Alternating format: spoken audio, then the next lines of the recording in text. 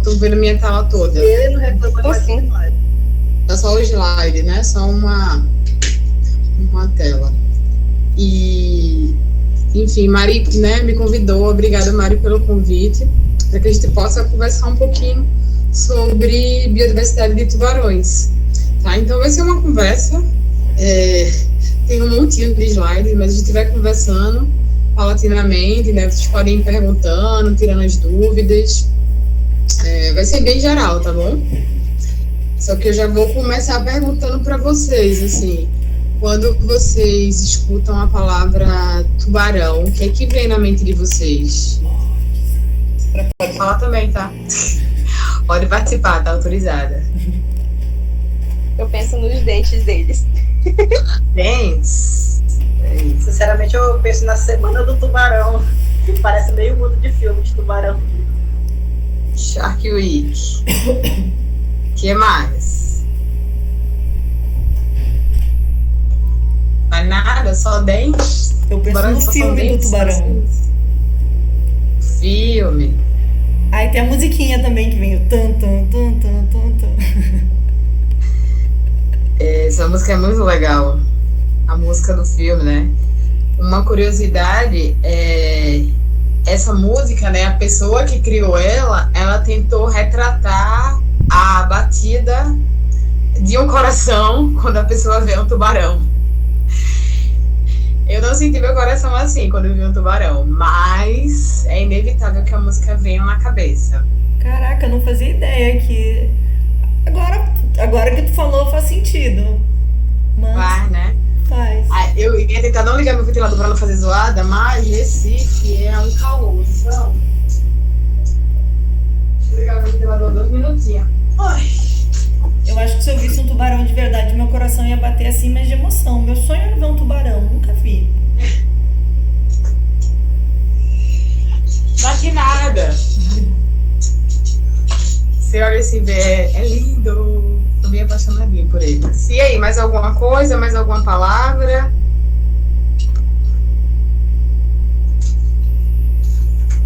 Tá atrapalhando o som do ventilador? Não, né? Tá não. Não. Então tá ótimo, então vamos lá. Vou começar, né? Eu fiquei aqui falando, não me apresentei efetivamente, então eu vou me apresentar e daqui a pouco eu volto para esse assunto, tá? Lá no finalzão. Olha, minha câmera funcionou. Gente, eu já tinha avisado a professora, minha câmera ela tem vontade própria, ela tá ligada, mas ela pode ir e voltar a qualquer momento. Deixa eu ver aqui. Não sei se funciona.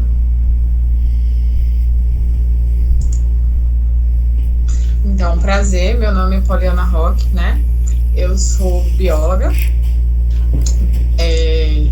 pela Universidade Federal Rural de Pernambuco. Não sei se aqui alguém já conhece, já participou, já teve a oportunidade de conhecer a Universidade Federal Rural de Pernambuco, né? Então, eu entrei no laboratório de oceanografia pesqueira, o LOP, que na verdade é um complexo que a gente chama LOP, LEP, LATEP, né? Que são 3 laboratórios que eram coordenados pelo professor Fábio Azim e pelo professor Paulo Oliveira. Então, eu entrei no estágio em 2008 para trabalhar com biologia reprodutiva de tubarões, tá? E, assim, mesmo sendo do departamento de biologia, né, lá na Rural eu só consegui encontrar o espaço para trabalhar com esses animais na pesca. Então, eu iniciei minha iniciação científica, né, lá no departamento de pesca. E aí, me formei como bióloga, tá?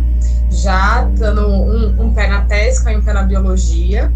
E fiz minha pós-graduação, meu mestrado, lá na pesca, né? Na graduação eu trabalhei efetivamente com os tubarões, só que como eu tenho uma vontade de pesquisar, de saber, acabei também trabalhando com outros projetos. Trabalhei com peixe prego, que é um peixe de profundidade, lá no arquipélago de São Pedro, São Paulo. No meu mestrado, eu fui trabalhar com uma atum, né, uma oportunidade de trabalhar em parceria com a Texas A&M, lá no estado do Texas, nos Estados Unidos. E aí acabei trabalhando com conectividade de atum, né, tentando entender como é que eles se deslocam no Atlântico. E no doutorado eu voltei a trabalhar com os tubarões novamente, só que agora com os tubarões de profundidade, né? Então tive a honra de ser orientada pelo professor Fábio desde o início. Se vocês não conhecem ou não ouviram falar, o professor Fábio Azin, né, ele é uma pessoa extremamente renomada aqui no Brasil, trabalhando com a parte da gestão pesqueira, da pesca, trabalhando na conservação dos atuns e afins, junto à ICAT, né? Professor também da universidade, foi um dos primeiros pesquisadores, ele é pioneiro no estudo da engenharia de pesca aqui no Brasil. E aí, nessa última foto que apareceu, eu estou juntamente, né, com ele, do meu lado esquerdo, a professora Rosângela Lessa, que também é uma sumidade sobre tubarões aqui no Brasil, o professor Ricardo Rosa, que também é uma sumidade, né, na taxonomia de tubarões, e o professor Paulo Guilherme, que é daqui da Universidade Federal Rural de Pernambuco, foi o primeiro estagiário do professor Fábio e hoje é aluno da casa. Então, eu tive a felicidade, né, de ter todas as pessoas boas na minha defesa de doutorado que puderam me auxiliar e puderam construir o que eu sou.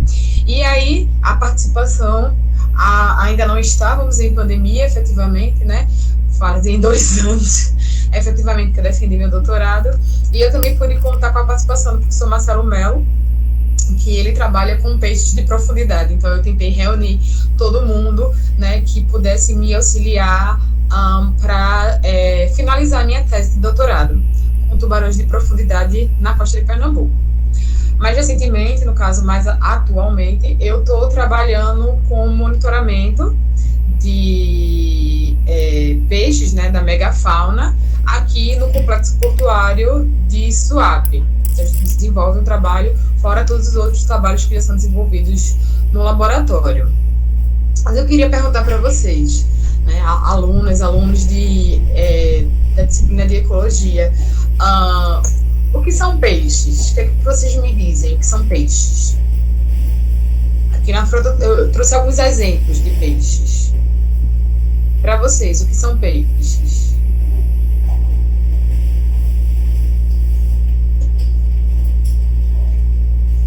E agora eu não sei se vocês estão aí, se estão me escutando. Pensando na resposta. Tá tudo bem.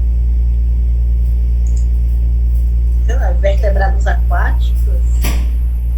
Perfeito. Vertebrados aquáticos.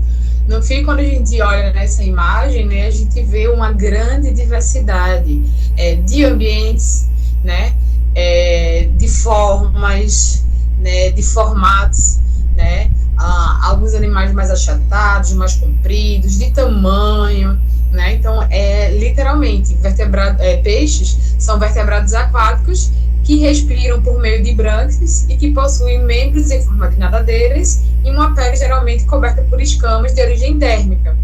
Eles não são um grupo monofilético, né? Então, apresenta essa diversidade aí gigante que eu trouxe um pouquinho nesse slide para vocês, tá? Dentro do grupo peixes, a gente vai encontrar tanto os teleósteos como os elasmobrânquios. Vocês já ouviram falar nos elasmobrânquios? Já sim, professor. Já sim. Todo mundo aí tá tranquilo usar esse termo, né? Então, vamos lá. Os teleósteos são basicamente os peixes ósseos, né? Que tem na sua estrutura a composição rígida, né? Composta por osso, igual a gente tem. Então, vocês podem observar nessa imagem mais à esquerda, aqui, que o crânio, por exemplo, é formado por vários ossos, assim como o crânio humano. Eu não sei bem como é o costume, né, daí do local de Roraima, mas eu acredito que seja muito comum todo mundo comer peixe. Não estou errada. Tá certíssima. Certíssimo. Vamos lá, então. Gente, eu ainda não conheço Roraima. Só cheguei até Manaus. Ainda preciso subir mais um pouquinho.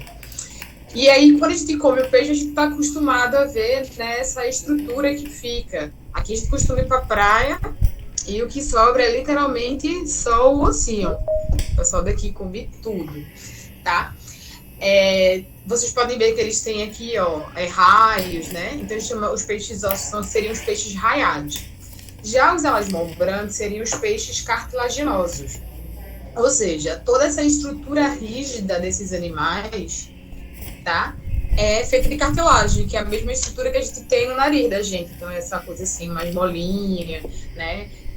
Menos resistente, de fato, tá? Então, aqui no condrocrânio, esses animais eles vão ter uma peça única. Então, não vai ser formado por várias partes de ossos, vai ser uma peça única, certo?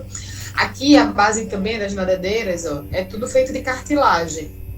E, diferentemente dos raios que a gente costuma encontrar nos peixes ósseos, a gente não vê isso nos elasmobrânquios, que a princípio seriam os tubarões e as raias. Outra grande diferença também é a escama, né? Então, a gente tem nos peixes ósseos uma escama mais cicloide, enquanto nos elasmobrânquios, nos peixes cartilaginosos, a gente vai ter dentículos dérmicos recobrindo todo o corpo. Então, essa é uma imagem de microscópio eletrônico, que vocês veem essa estrutura que ela fica bem sobreposta uma à outra. Eu vou falar mais um pouquinho mais para frente, mas esses dentículos dérmicos, eles são extremamente importantes para a sobrevivência desse animal, assim, ele não é simplesmente que é legal, sabe? E outra grande diferença entre os peixes ósseos e os cartilaginosos é que os peixes ósseos, eles vão possuir aqui uma bexiga natatória, que vai regular todo o movimento de subida e descida, né, a flutuação dentro d'água. Os tubarões, eles não vão ter essa bexiga natatória, né? O órgão que vai auxiliar na flutuabilidade é o fígado. Se alguém aqui já cozinhou pelo menos uma vez macarrão na vida, né? A gente pega a água e bota o óleo e vê que ele fica na superfície. Então, justamente, esse fígado do tubarão, ele pode ocupar até 70% da cavidade celomática, certo? Vocês veem aqui. Isso vai diferenciar de espécie para espécie. Tem algumas espécies que esse fígado, ele tem uma composição lipídica maior, tá? Mas de maneira bem geral, esse fígado ele ocupa uma grande parte da cavidade celomática e também pode ter uma variação segundo o estágio de reprodução.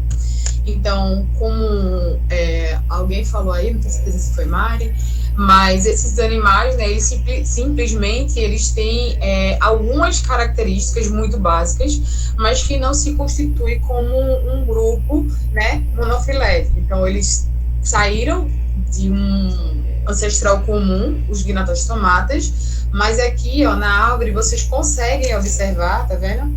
Que eles têm ramificações completamente diferentes. Aqui, ó, os condrictes, e aqui os condrictes seria a classe, né? Então, a gente ia ter os tubarões, as raias e as quimeras. Geralmente, a gente só fala na subclasse elasmobranque, porque as quimeras, elas costumam ser um pouco menos conhecidas, tá? E aí, eu tenho o defeito que eu falo ainda mais de tubarão do que de raia, simplesmente pelo fato de trabalhar com esses animais. Então, geralmente, meus trabalhos eles foram focados para os tubarões. O que eu falo é uma coisa muito de maneira geral, mas as especificações, os exemplos, geralmente são com os tubarões, tá? E aí, a gente observando isso de uma maneira um pouco diferente, né? Aqui também a gente vai ter um cladograma, só que mostrando em relação ao tempo, né? Acho que eu consigo botar aqui, eu volto. Na figura anterior, a gente via, né, o período que esses animais eles começaram a aparecer, né? Então, os primeiros registros dos condrictes são do Ordoviciano, certo? Lembra que eu falei que esses animais eles têm na sua composição rígida, né? Nas suas estruturas rígidas, cartilagem. A cartilagem geralmente é muito difícil de se encontrar. Então, os primeiros registros fósseis dos tubarões são apenas dentículos dérmicos, que são estruturas muito semelhantes aos dentes, tá? Então, vou falar também de dente um pouquinho mais na frente, mas aqui seria um registro vou chamar de escamas, mas seriam dentículos dérmicos, de tubarões, certo? De 415 milhões de anos, tá? Encontrados na Austrália. Esse aqui tem o paper de Sanson e colaboradores de 2012, e aí dá para ver, tem informações bem bacanas. Mas imagina vocês, eu estou falando de 415 milhões de anos atrás, né? Quando eu falo, os tubarões são muito antigos aqui, vocês conseguem imaginar que os tubarões, eles estão aqui, né, os primeiros registros de 455 milhões de anos, enquanto que o que a gente costuma imaginar, né, como registro fóssil, como os animais mais antigos do mundo, são os dinossauros, que estão aqui apenas 260 milhões de anos. E se a gente for se nos colocarmos, né, nessa escala de tempo, a gente acabou de chegar, minha gente, assim, tipo, é literalmente pegar o bonde andando e querer sentar na janela, né? Porque só aparecemos aqui há aproximadamente 4 milhões de anos. Ou seja, o que isso quer dizer? Os tubarões, eles são 2 vezes mais antigos que os dinossauros, né? Estão na Terra há um tempo muito maior que os dinossauros e são 100 vezes mais antigos do que nós, seres humanos, que estamos acabando com tudo, inclusive com eles. Atualmente, a gente tem uma grande diversidade, né, de tubarões descritos, tubarões fósseis, apesar dessa dificuldade. Então, vocês podem observar que esses animais normalmente apresentavam espinhos aqui, ó. Aqui, que era uma forma de proteção. Aqui, esse grandão aqui, lembra muito alguém que existe até atualmente. Então, são registrados cerca de 2.000 a 3.000 espécies de tubarões fósseis, né, já descritas, em contraste com um elenco total de dinossauros de cerca de 650 a 800 espécies. Então, imagina que esses animais, né, tinham uma diversidade gigantesca e não são tão bem conhecidos, né? Acho que quando a gente é mais novo, quando a gente fala de fóssil, quando a gente fala de paleontologia, todo mundo só pensa, tempo dos dinossauros. Na verdade, teve um boom de tubarões na Terra, né?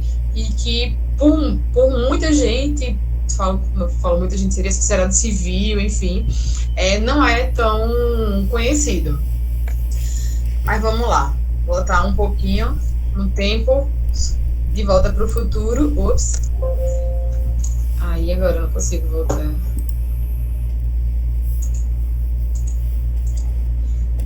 Tá. Deixa eu ver se eu sair aqui. Que passa. Tecnologia me ajudando ou não. Você tá no slide dos tubarões e raias. Então você tá comparando. Então eu queria voltar, mas não tá voltando. Agora.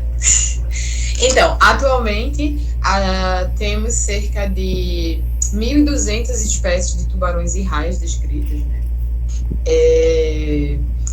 Sendo que dessas, apenas um pouquinho mais do que 500 são de tubarões e o restante são de raias. E aí a gente pode... mas quais seriam as diferenças entre os tubarões e as raias, especificamente, né? Então, no geral, tubarões apresentam um corpo fusiforme, ou seja, em forma de torpedo, e as raias, elas apresentam um corpo achatado dorso-ventralmente, né? Os tubarões, eles têm as nadadeiras peitorais distintas do restante do corpo, né, que seria uma função análoga aos nossos braços. Já as raias, elas vão ter essas nadadeiras peitorais muito largas e delgadas e coladas ao corpo, né, dando um aspecto mais discoide àqueles animais. Os tubarões, eles costumam possuir 5 a 7 pares de fendas branquiais, né, e essas fendas, elas vão estar localizadas na lateral do corpo.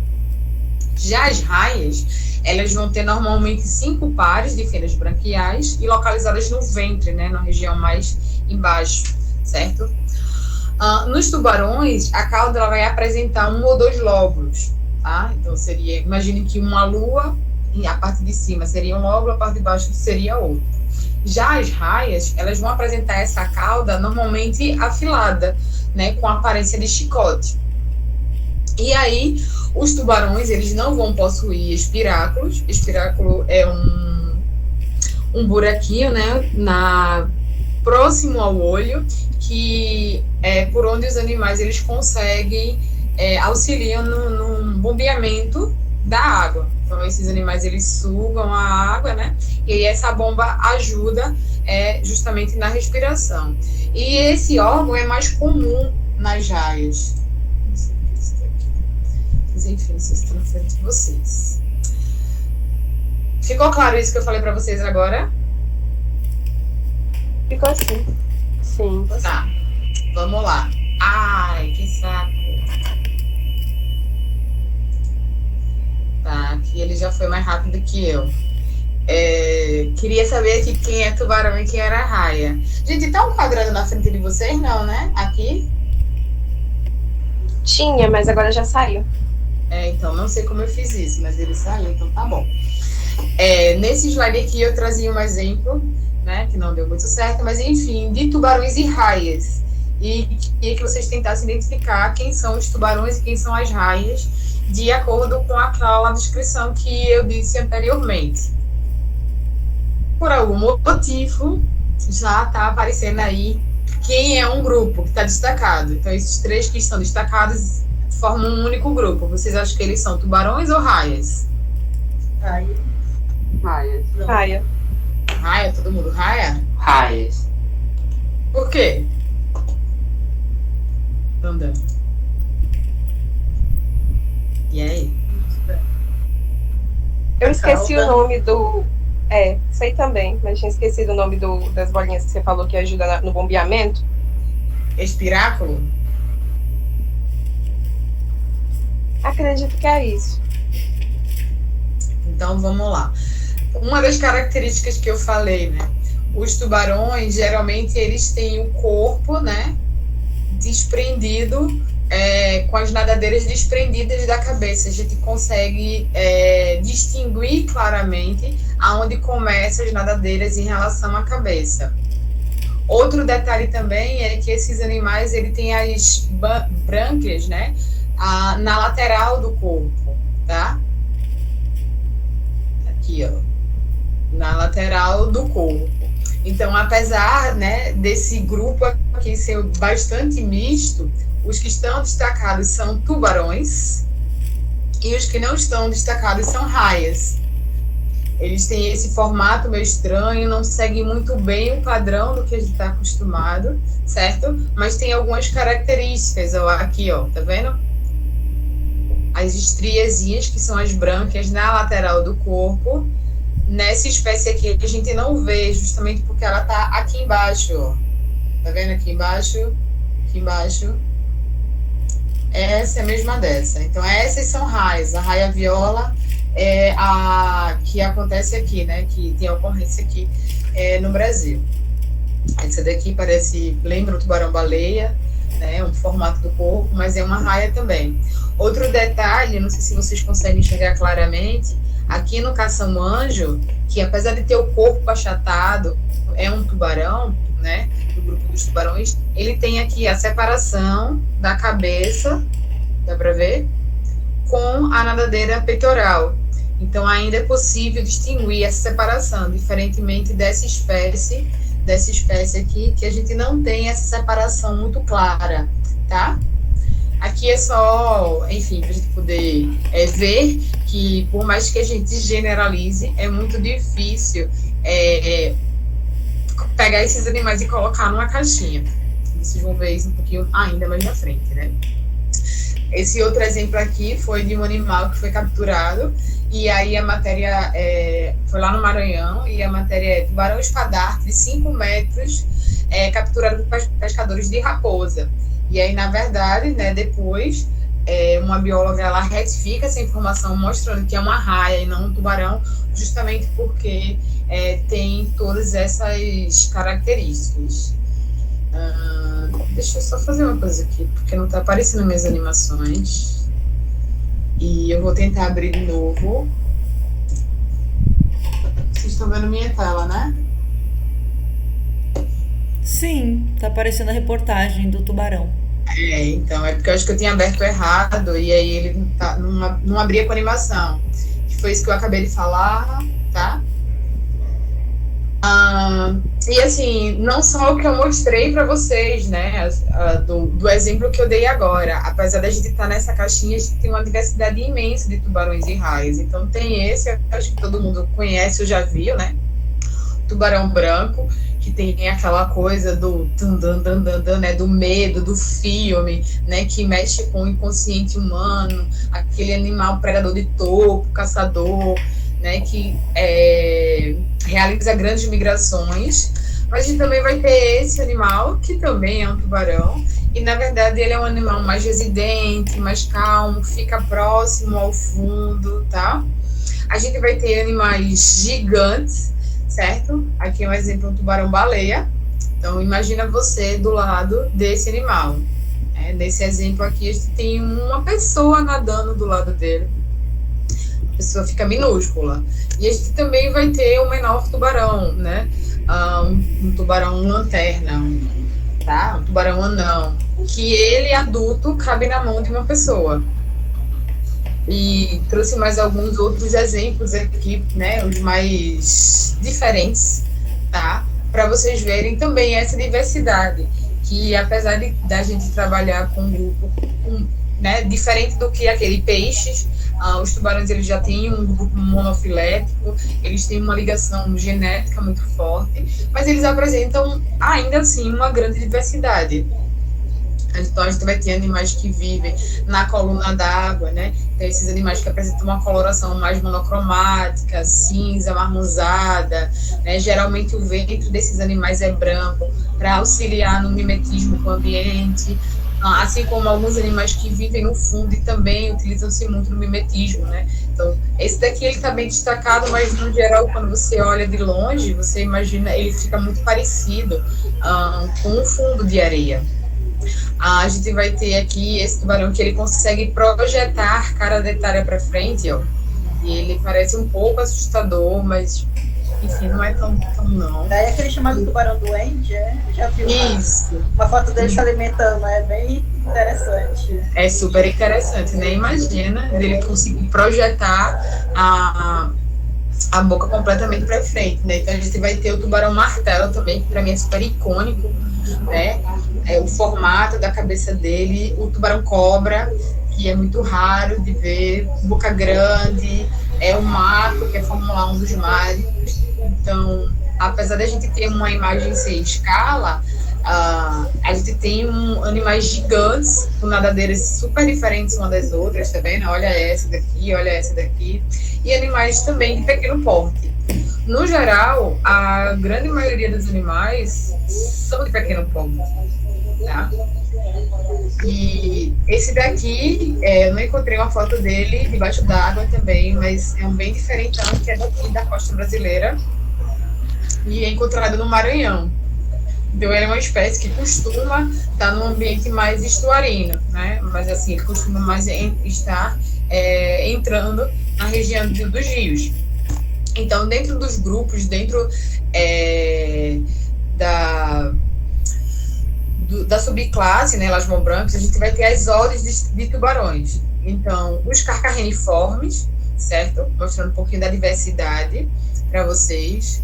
Os carcarreniformes, eles são basicamente aquele formato de tubarão que a gente está acostumado, né? Então, eu trouxe o exemplo do tubarão-tigre, que é aquele modelinho exemplar, formato fusiforme, mas essa é a ordem mais diversa. Então, a gente vai ter também na mesma ordem os tubarões martelos, alguns tubarões ciliorrinides, da família ciliorrinides, que são conhecidos como tubarões gatos, né? Por ter o olho aqui, ó, um formato de gato, aquela coisinha verde, só uma listrinha. Também vamos ter outros tubarões de grande porte, mas com o hábito mais lento, né, mais residente. Os heterodontiformes, né, que tem essa característicazinha aqui do Port Jackson. Gente, às vezes eu só sei o nome em inglês porque algumas espécies não ocorrem aqui. Então, a tradução eu acabo não lembrando, tá? Mas dizer que é um animal muito comum encontrar em aquário. Ele tem essa dentição bem diferenciada, né? E essa narina também. Os hexanquiformes, né, que são caracterizados por possuírem 6 ou 7 pares de fendas branquiais, né, geralmente os tubarões têm 5. Esse grupo aqui, ele tem 6 ou 7 pares. Os laminiformes, né, que estão no grupo do duende, do maco, do branco. Eu não gosto muito de falar do branco, porque eu acho que todo mundo só conhece o branco. Eu queria que todo mundo conhecesse os outros. Aí a gente vai ter também o tubarão maco, que é o conhecido como Fórmula 1 dos mares. Ele é super rápido pelo formato da nadadeira. Vamos ter o tubarão boca grande. Então imagine, você vai ter o maco, que é um grande predador de topo, caçador, né? Se alimenta de atum. E aqui a gente vai ter um animal filtrador. Então é uma ordem bem diversa. Os oraculobiformes, né? Que tá o tubarão lixa, que eu já tinha mostrado para vocês. Assim como o tubarão-baleia, né? Aquele gigantão, que vocês puderam ver. Tubarão-baleia é como se você conseguisse ver, imagina você no meio da rua. Não sei se aí tem ônibus que é conectado, tipo, é como se fossem 2 ônibus. Aqui em Recife é bem comum, né? Os ônibus que fazem integração. Que eles são telefonados, né? Exatamente. Então, tubarão-baleia é como se você estivesse na rua e um ônibus daquele está do seu lado. É mais ou menos isso. Tá? Eles são gigantes. E aí, alguns outros tubarões também, como o tubarão-zebra, que não é encontrado aqui no Brasil. Os pristioforiformes, né? Que lembra muito aquela raia, só que elas são pristiformes. E aqui são os pristioforiformes. Eles têm esse barbilhão aqui, que é bem característico de animais que ficam no fundo, auxiliam ele a caçar. Os esquatiniformes, né, que são aqueles que têm esse formato mais achatadinho, a gente chama de cação-anjo. E os esqualiformes, que são caracterizados por não possuírem uma nadadeira aqui, né? Também é a segunda ordem mais diversa, né? Existe uma infinidade de esqualiformes. E aí eles são os animais mais primitivos. Eles apresentam... Lembra quando eu falei dos fósseis, que eu falei, eles costumavam ter espinhos? Então, a maioria das espécies dessa ordem, elas apresentam espinho ainda, né? Que é um órgão primitivo de defesa, tá? Dentro desse grupo, existia um tubarão, no caso, uma espécie chamada, né, de equinorhynchus. Nesse exemplar lá do Museu de Pesca de São Paulo, vocês conseguem ver uns pontinhos aqui. E esses pontinhos são espinhos que nascem no corpo desse animal, né? Aqui, ó, mostrando uma outra foto. Então, esses animais são tão diferentes, que eles acabaram ganhando sua própria ordem. Eles foram separados dos esqualiformes. A partir de estudo de genética, foi observado, né, que, na verdade, eles não eram tão similares assim quanto os esqualiformes. Ó. Aqui, ó, esqualiformes, se a gente sair dessa rede, né, a gente vê que os está aqui muito mais próximo aos esquatiniformes, né? Então, assim, trazendo isso um pouquinho para vocês da nossa mania de ser humano, de tentar juntar tudo, de tentar agrupar tudo numa caixinha por alguma característica. E isso ajuda muito, ajuda a gente a entender, né? Acho que as meninas estavam falando de plantas no começo da aula, então, caramba, uma infinidade de plantas, como é que a gente vai entender? Uma infinidade de animais, como é que a gente vai entender? Então, quando a gente junta esses animais, ou em classes, subclasses, né, ordens, famílias, gêneros, isso nos auxilia a entender esses animais, auxilia a identificar, né? Mas isso é uma coisa bem nossa. Com o advento da genética, a gente utilizando não só os aspectos morfológicos desses animais, a gente consegue perceber que o universo ele vai muito além do que a gente acha que sabe, tá? Então, nessa figura aqui do trabalho de Stein e colaboradores de 2018, que também é super legal, ele faz a análise molecular de uma diversidade, né, de condrites, tá? Aqui eu apaguei porque não era muito interessante falar sobre raias, mas vocês podem ver, ó, que são as espécies de carcarriniformes, que é gigante, laminiforme, oraclobiforme, heterodontiformes, pequenininho, e aqui o segundo grupo maior, os esqualiformes, né? Esses são, no caso, seriam as duas ordens mais diversas, carcarriniformes e esqualiformes, falando das ordens de tubarões, tá, gente? Aí tem uma diversidade maior ainda. E talvez um dia eu consiga trazer para vocês, porque eu acredito que deva ter uma diversidade boa de raia aí, né, de água doce.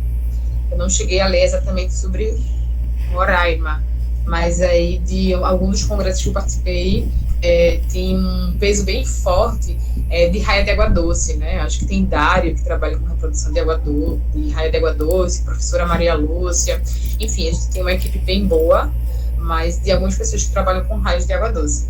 Infelizmente, eu não vou saber falar muito para vocês. Até aqui tá tranquilo?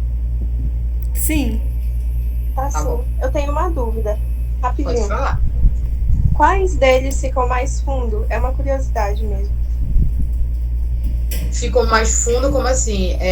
Vivem em ambientes mais profundos? Isso. Então, a gente vai ter alguns animais que vivem em regiões profundas, várias espécies de esqualiformes vivem em regiões profundas, a gente tem alguns esquatiniformes também, e vai ter espécies como alguns laminiformes que eles conseguem chegar em grandes profundidades, mas não necessariamente ele faz o seu ciclo de vida lá. Tipo, esse Equinorhynchus aqui, tá vendo? Você vê que ele tá numa região bem profunda. Então, ele costuma viver numa região de grande profundidade, tá? No caso do maco, não, ele consegue atingir grandes profundidades. Tem os calciformes também, que é o tubarão ombo preto, né? Tem até um estudo lá no Arquipélago de São Paulo, onde o pessoal faz a marcação e observou, né, que assim que ele era marcado, ele fazia incursões em zonas profundas. Aí tem essa diferençazinha. Os esqualiformes, a maioria consegue viver em zonas profundas. Zonas profundas para a gente é a partir dos 200 metros de profundidade. Por quê? Nessa região, basicamente, já não tem mais o início da zona afótica, né? Tem um livro, no final eu mostro para vocês, se der tempo, o livro Ciências do Mar, que está em português, ele está no site Marmil, e aí a gente fez um capítulo sobre tubarões, e é bem legal de ler, assim, bem suave, né? Foi uma coletânea, só que a gente dá uma ênfase um pouquinho nos tubarões aqui do Nordeste, era a proposta do livro. Tirei a dúvida? Sim, muito obrigada. Nada. Aí, já que eu falei um pouquinho da diversidade, eu vou trazer a anatomia desses animais. Alguns pontos eu já falei, foi necessário falar um pouquinho antes, né, para a gente poder conseguir seguir na conversa. Mas a primeira parte que eu queria apresentar para vocês seria a pele desses animais. Vocês lembram qual foi a palavrinha que eu falei que a gente chamava para o que recobre, as escamas que recobrem a pele desses animais? Alguém lembra? Eu lembro da foto que tu mostrou, mas eu esqueci o nome. Dentículos dérmicos, tá? Então, os dentículos dérmicos, eles têm um aspecto um pouco áspero, né? Só que isso muda de espécie para espécie. Em uma outra oportunidade, eu posso combinar com vocês a gente fazer uma chamada, se eu estiver no laboratório, e aí eu consigo mostrar alguns pedaços de pele, consigo tocar no tubarão para mostrar para vocês, assim, essa diferença.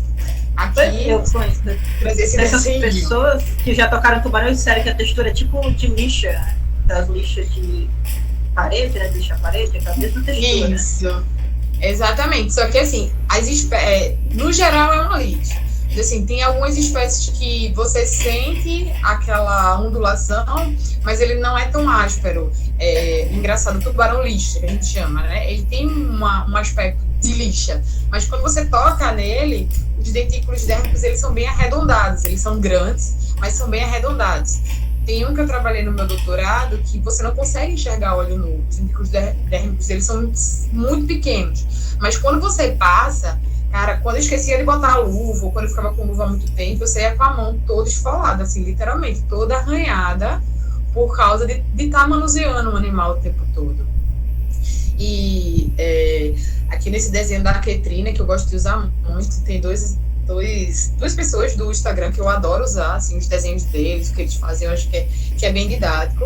Normalmente está em inglês, tá? Mas, enfim, foquem no desenho. Aqui ele está mostrando, né, que tem uma diversidade de tamanho, formas e formatos. Esses dentículos dérmicos, eles são extremamente importantes porque eles vão reduzir o atrito, né, dentro d'água. Então, além do formato do animal, esses dentículos dérmicos têm ranhuras que permitem que a água passe com maior facilidade, tá? Então, isso diminui a energia que aquele animal necessita para poder estar se deslocando na água, né? A gente, como ser humano, não pensa muito nisso, mas no mundo animal, minha gente, tudo é energia. Você vai comer aquilo que você precisa de energia para o seu corpo.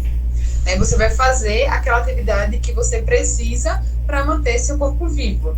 Ninguém está aí aleatoriamente gastando energia por nada, né? Um animal, ele vai investir numa determinada presa se ele vê que aquilo é vantagem. Ele não simplesmente vai ficar gastando a energia dele por nada, tá? Então, uma das perfeições desses animais, né, é que os dentículos dérmicos, eles auxiliam nessa redução do atrito com o ambiente.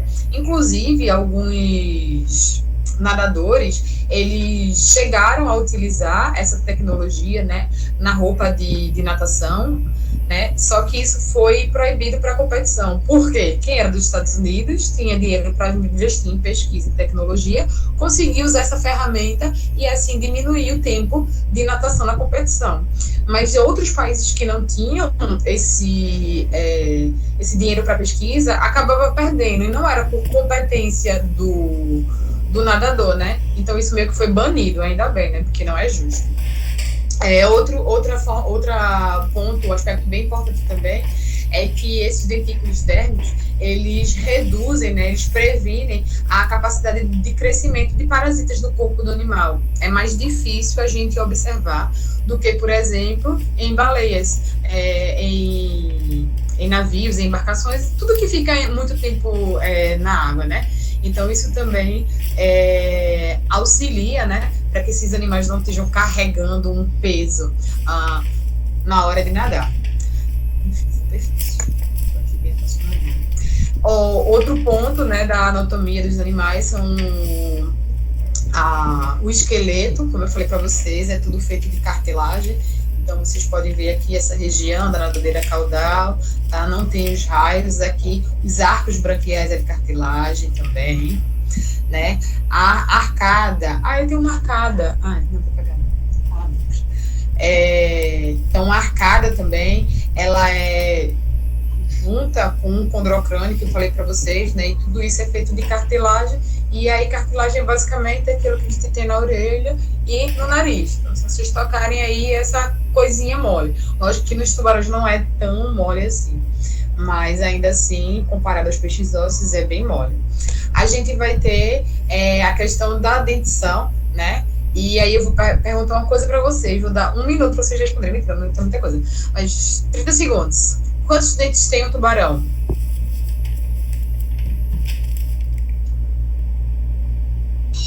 E aí?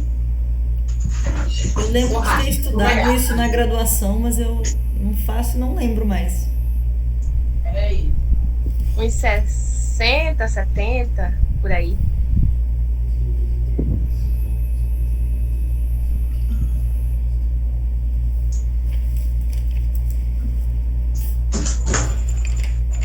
Oitenta? Ó, Não sei. dá pra ver? Nossa, é muito lindo. Nossa!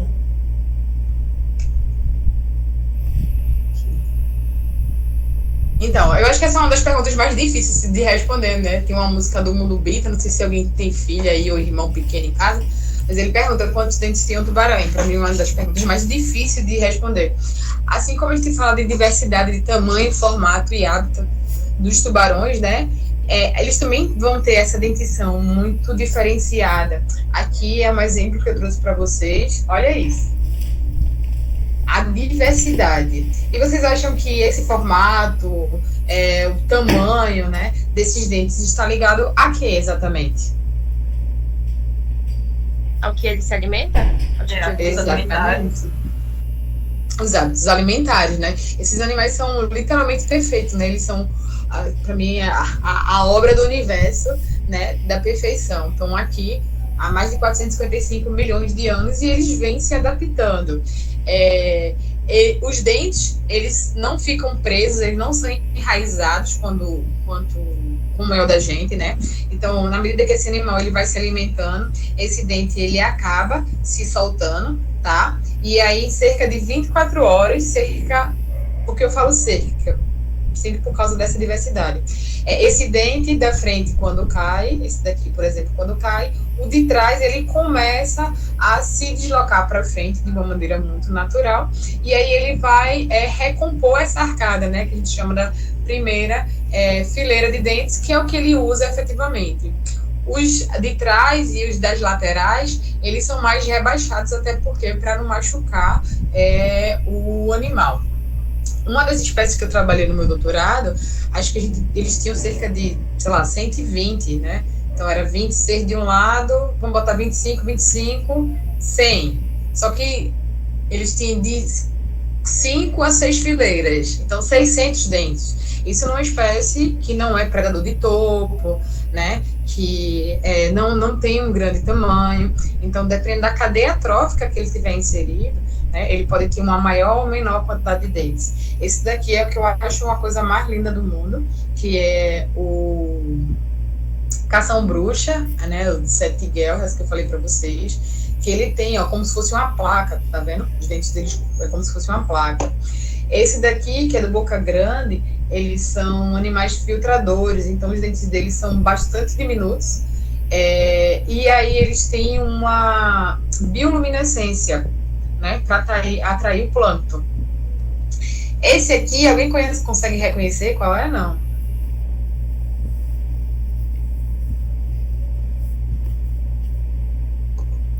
Esse é o do filme? Não, o filme é esse aqui.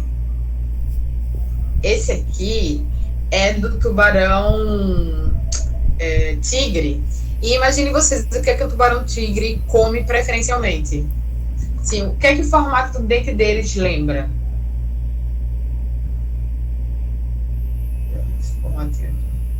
Lembra alguma coisa, algum acessório que vocês têm em casa? Ele parece um triturador. O tubarão tigre, Parece uma faca de serrinha, assim, meio de lado, meio... ele costuma se alimentar de tartaruga, gente. Né? Ele tem uma predileção por tartaruga, né? Em geral, em relação à alimentação, os animais ele tem uma vasta gama, né, de itens alimentares, e tem alguns que eles preferem. Às vezes eles mudam isso com a fase da vida. Também tem a questão da disponibilidade do alimento no ambiente, né? Mas a gente vai ter animais que são planctônicos, né, como o tubarão-baleia, aquele boca grande, uma grande diversidade de animais que se alimentam de cefalópodes, né, de outros tubarões e elasmobrânquios, raios, de peixes de maneiras gerais, de tartarugas, e aí voltando para o tigre que eu falei para vocês, né, quando ele captura a tartaruga, aqui basicamente carapaça. E aí ele precisa atingir a parte da carne que está aqui embaixo. Então, o dente dele parece um abridor de lata. Se vocês olharem depois, vai na cozinha, dá uma olhadinha no abridor de lata e vocês vão ver que é muito similar. Aqui agora eu consigo voltar, tá vendo? Aqui, ó, um abridorzinho de lata, um formatinho. Sim. Ele é serrilhado também, mas ele tem esse formato que auxilia na abertura dessa carapaça para que ele possa se alimentar. Aqui é de um maco, por exemplo. Olha como é pontiagudo, olha como é fino. Justamente porque o maco se alimenta de atum, então ele precisa ter um dente muito pontiagudo, tipo um garfo, para perfurar aquela carne e ele conseguir segurar a sua refeição, né?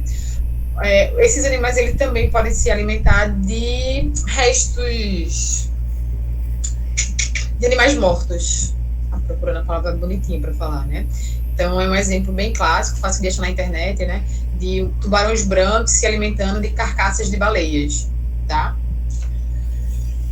O que mais? Dos olhos do tubarão. Vocês acham que o tubarão enxerga bem ou mal?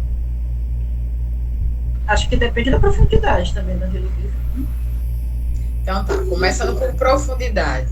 Aqui tem um animal que vocês acham que ele vive numa região rasa ou numa região profunda? O de baixo é profundo, o de cima é raso. Exatamente.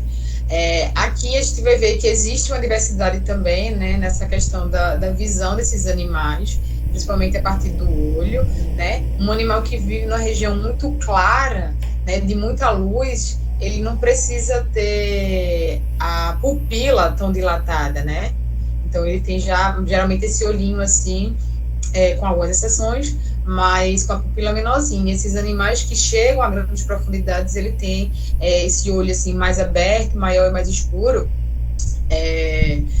para que ele consiga captar o máximo de luz possível, né? Acho que alguém tinha perguntado sobre animais de profundidade. Então, o maco, tá vendo? Ele consegue chegar a grandes profundidades, apesar também de viver na região pelágica. Os filtradores, eles são da parte mais profunda? Os filtradores conseguem chegar na parte mais profunda também, porque eles filtram zooplâncton, né? Tem algumas curiosidades sobre alimentação. É que, como eu tenho uma amiga que geralmente fala esse assunto, eu falo bem o básico. Mas vocês já ouviram falar em tubarões vegetarianos? Não que esse seja o termo correto, mas tubarões que se alimentam de algas? Não, né? Não, nunca tinha ouvido falar. Já ouvi falar por alto, mas nunca foi muito tão fundo.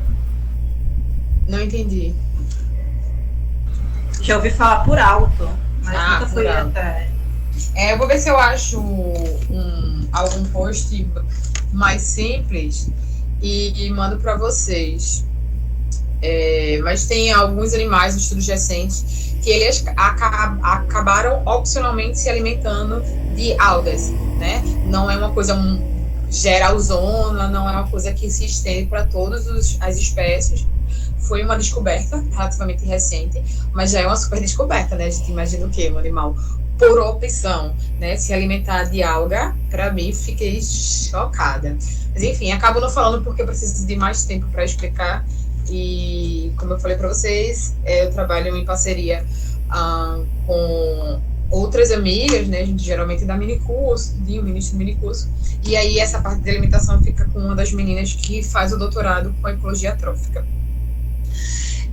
Voltando para a visão, né? Então a gente vai ter um órgão que é característico de uma ordem, que são os carcarriniformes, né? A gente vai ter, desculpa, da ordem não, da família Carcarrinidae, que é essa membrana detectante aqui, tá vendo? Ela é como se fosse uma pálpebra, então é muito comum a gente ver isso quando o pessoal está fazendo mergulho com o tubarão-tigre. Ele chega bem próximo à câmera, ele acaba como se estivesse fechando o olho. É uma ação involuntária e que auxilia ele a proteger a visão na hora da alimentação, né? Naquele frenesi alimentar, para que nada bata no olho dele e ele venha perder a visão. A gente tem um mito, né, de que tipo, o tubarão enxerga mal na água. Aí imagina, isso daqui é uma visão de um ser humano dentro d'água, isso aqui é uma visão de um tubarão. Para vocês, quem enxerga mal nessa história? Eu não consigo nem abrir o olho debaixo d'água se não tiver de máscara, para começar. Então, assim, né, apesar desses animais, desse mito, né, de dizer que os animais não enxergam bem debaixo d'água, debaixo d'água eles enxergam muito melhor do que a gente.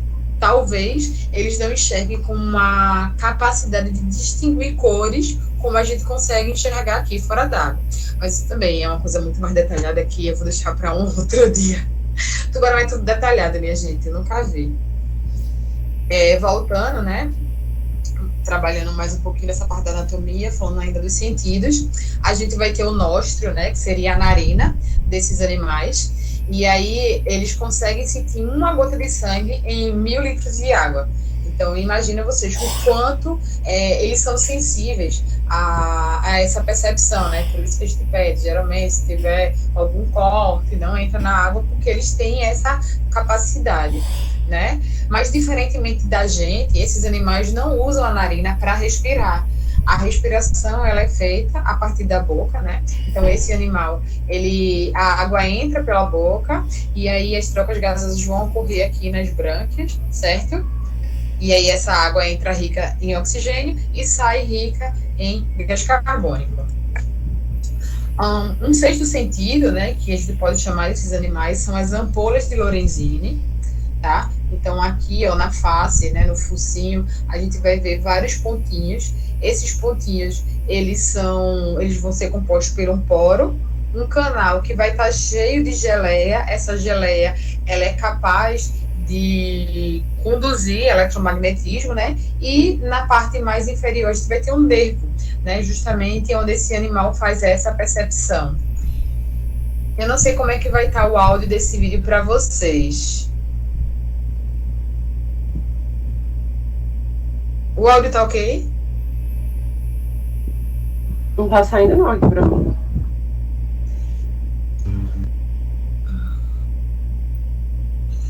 Tá, vou tentar explicar. Basicamente, tá em inglês de qualquer forma, né? Mas aí esse tubarão martelo, vocês veem que ele está claramente procurando alguma coisa, né? Tentando a partir do cheiro, da eletrorecepção, da visão, ele está usando todos os sentidos, os órgãos de sentido dele, para tentar achar alguma coisa, né? E essa alguma coisa, basicamente, é esse olhinho aí, que a gente acabou de ver, ele acabou de achar.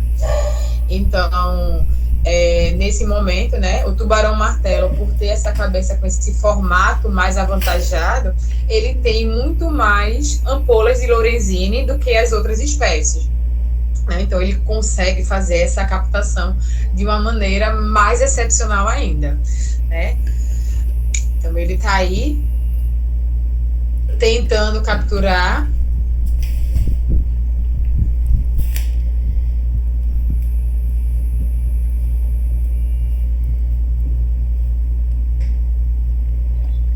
a raia está lutando com todas as suas forças para tentar não ser capturada, já que ela estava escondida, e mesmo assim ela foi achada.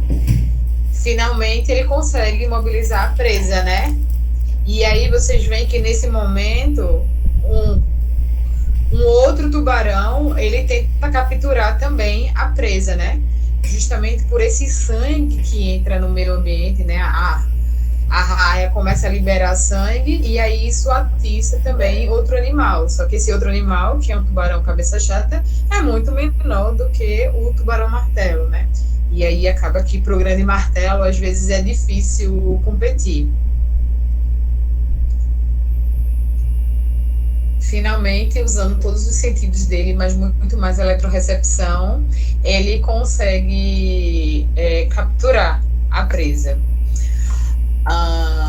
Então aqui a gente vai ter também a linha lateral, né, que geralmente a gente costuma ver em peixe, a linha lateral também, que é possível sentir a movimentação da água. Então as ampolas de Lorenzini seria para a eletrorecepção, e a linha lateral, assim como acontece nos peixes ósseos de maneira geral, ele consegue sentir esse movimento da água, né? Por isso que quando a gente fala, se você vê um tubarão, né, o que atrai um animal? É aquela batida descoordenada na água. Todo mundo já assistiu Nemo aqui, né, gente? Já sim. E aí, Nemo, ele tem uma nadadeirazinha, né, falha. Então, essa nadadeira falha faz com que ele, quando ele nada, ele vai emitir uma onda diferente do que uma nadadeira relativamente boa.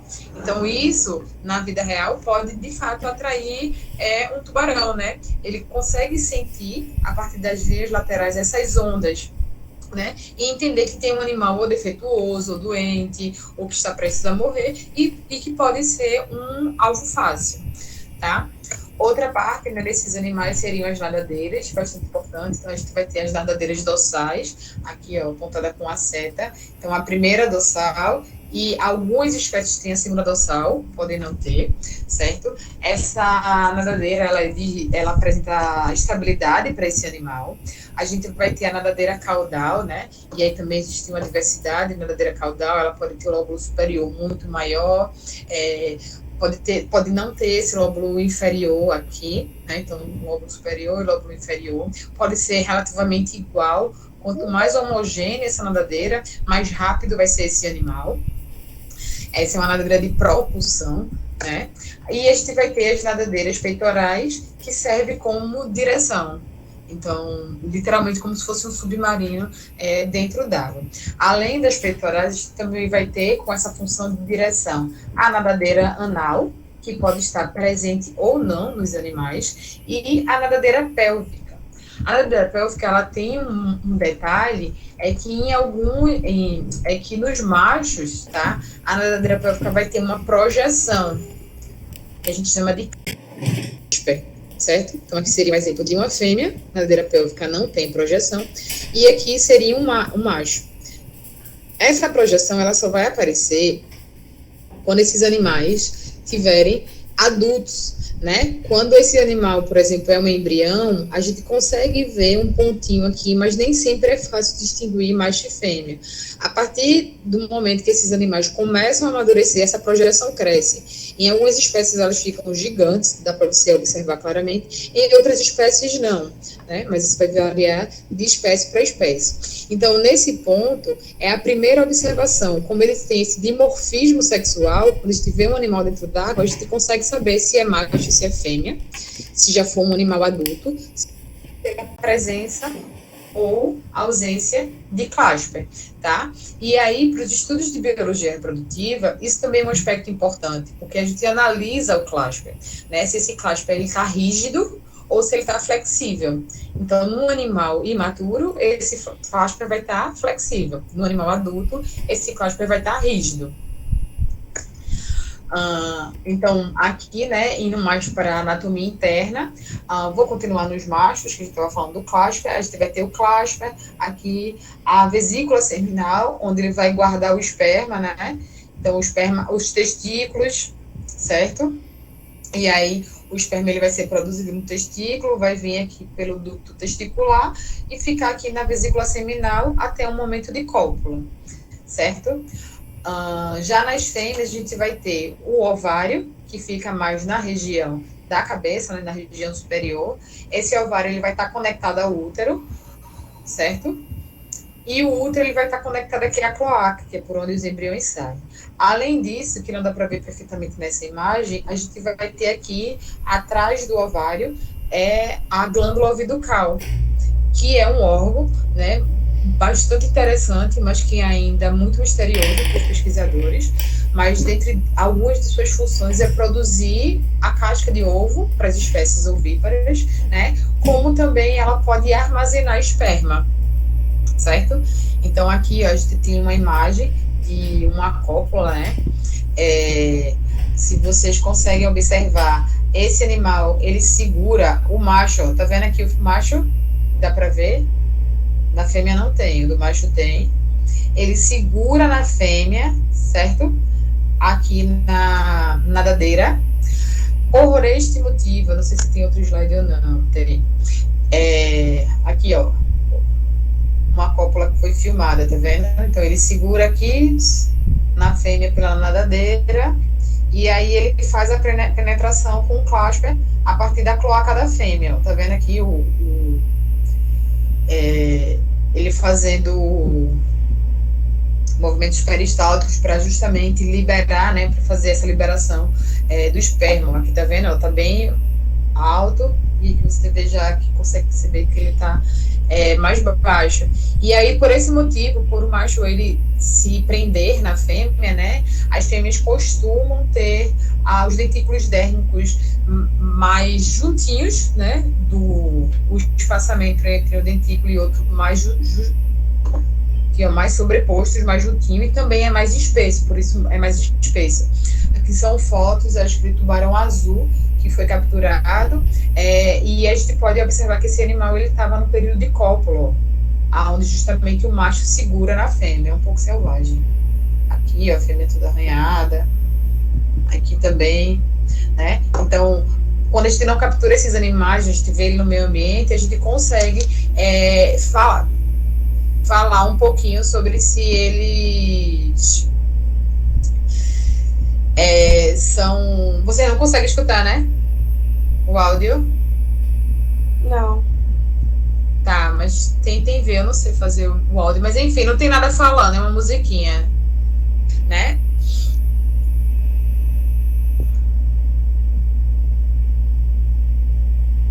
estão vendo isso? Tô sim. O que vocês acham que é? Um baby shark? Baby Shark! É perfeito isso, né? Isso aí foi um vídeo da Noah. Eu adoro os vídeos da Noah. A gente vê aqui, ó, as brânquias ainda, né? Ainda fora do corpo do animal, o olho, que é bem perceptível, tá? Esse animal, ele é conectado, tá vendo? Com um vitelo. Isso aqui é basicamente gordura, tá? Então, continuando falando sobre reprodução, né? A gente vai ter um dos modos de reprodução, que é a oviparidade, onde os tubarões eles vão fazer a postura dos ovos, tá? Então, eles colocam, aqui eu trouxe o ovinho e a espécie origem, né?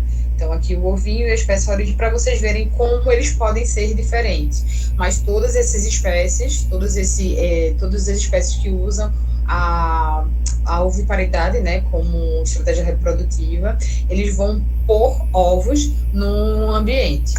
Vou pular esse slide porque, enfim. E aí, trazendo aqui para vocês os tipos de oviparidade, né? A gente vai ter espécies que põem um único ovo, tá vendo? Gigante aqui, ó.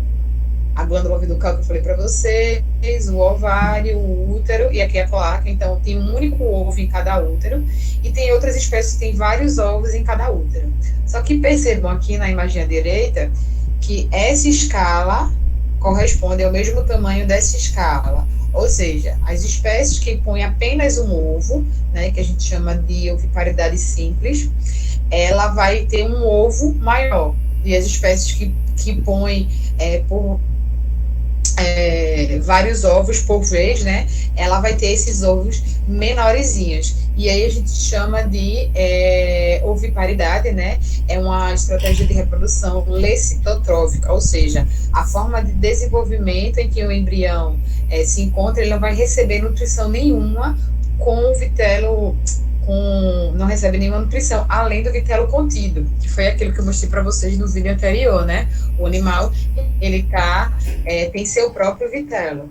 Então, nesse trabalho recém-descrito, que é bem interessante, ó, que a gente consegue ver a casca do ovo, tá vendo, bem transparente, não é normal, normalmente a gente vê ela assim, com essa coloração mais amarronzada, né, um pouco translúcida, mas aí pesquisadores descobriram esse novo tipo, onde o indivíduo, ele nasce, né, o ovo, ele é completamente translúcido, completamente transparente, e este vai ter aqui, ó, no primeiro estágio, o ovo fecundado, né, só o vitelo, aqui no estágio ainda inicial, né, com as fendas branquiais para fora, o vitelo é bem grande em comparação ao tamanho do embrião, mas já dá para ver as nadadeiras, né. Nesse estágio aqui, a gente já vai ter um animal mais desenvolvido, né, e o vitelo um pouquinho menor, então isso é igual a isso. Então, você vê ó, que o tamanho do animal é muito mais desenvolvido, tá? Em relação ao tamanho do vitelo. Isso é uma espécie de pequeno porte, né? Geralmente, as espécies ovíparas são de pequeno porte, bem geral. Aí, nessa imagem que a gente pode ver, ó, o que eu falei para vocês. Quanto maior o desenvolvimento do animal, mais próximo, né, ele tá do nascimento, menor vai ser o vitelo. E o vitelo é basicamente gordura, né, lipídio, o meio de nutrição desse animal, que vai ser lecitotrófica, ou seja, não tem ligação nenhuma com a mãe. A gente costumava chamar também de os ovovivíparos, tá?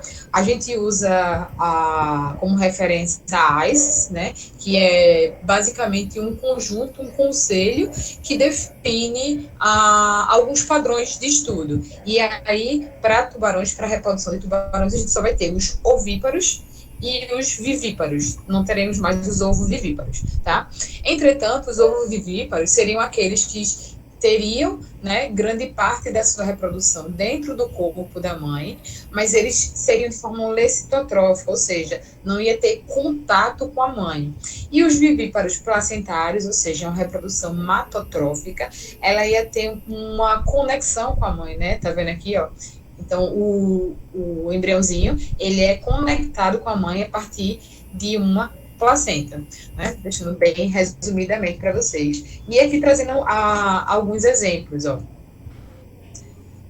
E o ovário em vários estágios de reprodução, e olha os filhotinhos. Então, ele vai se desenvolvendo dentro do corpo da mãe, né? Mas tendo o seu próprio vitelo. Aqui é um exemplo de reprodução em cativeiro, que é bastante interessante, né? Do tubarão-lixa, que a gente encontra muito ele em aquários. Eu não sei se algum de vocês já teve a oportunidade de observar. A gente tem um tamar de Praia do Forte, e aí eles conseguiram fazer essa reprodução, que é, para mim, excepcionalmente magnífica, né? A gente tem aqui um outro exemplo, né, que eu falei para vocês, a viviparidade por saco vitelínico, onde o embrião, ele não tem contato com a mãe. Então, vocês vejam aqui nesse exemplo, aqui tá os embriões, o ovário, tá vendo? O embrião com seu próprio saco vitelínico.